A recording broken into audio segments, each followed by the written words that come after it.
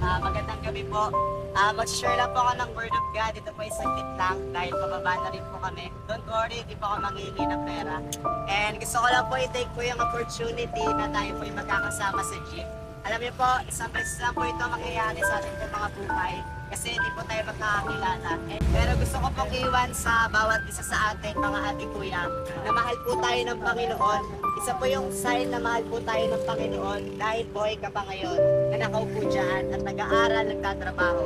And ito po yung sign na may Jesus po na pinanganak at namatay para sa ating mga kasalanan. Kasi imagine ngayon ay maging Christmas na po, magdo-December 25 na po.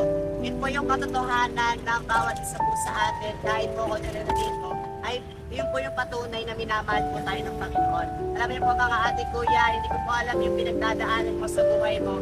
Hindi ko alam yung struggle mo, yung problema mo sa sarili mo, yung personal na problema mo. Hindi ko po yun alam. Pero alam ko po, may isa pong Diyos na nakakakita sa iyo sa oras po na ito. Sabi po ng salita ng Diyos sa Matthew 11:28, lumapit daw po tayo po mga nahihirapan at nabibigatan at ibigyan po tayo ng Panginoon ng kapahingahan. Kaya kung ikaw man yun, ate kuya, hinanap mo na yung satisfaction dito sa mundo, pero hindi mo yun natagpuan.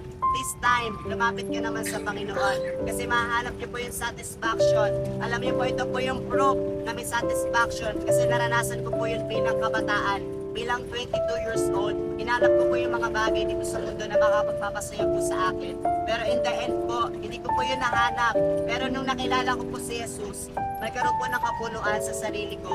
Kaya mga ate kuya, bago po tayo bumaba po ng jeep, ito po yung pagmamahal po ng Panginoon sa bawat isa sa atin, na may isang Jesus na pinanganak at namatay para po sa ating mga kasalanan, para hindi po tayo mapunta sa impyerno. Kasi alam niyo po, deserve po natin, lahat po ng tao, na mapunta sa impyerno. Kasi ang bawat isa po sa atin ay nagkasala po, sabi po ng salita ng Diyos sa Roma 6:23, sapagkat kamatayan daw po ang kabayaran sa ating mga kasalanan.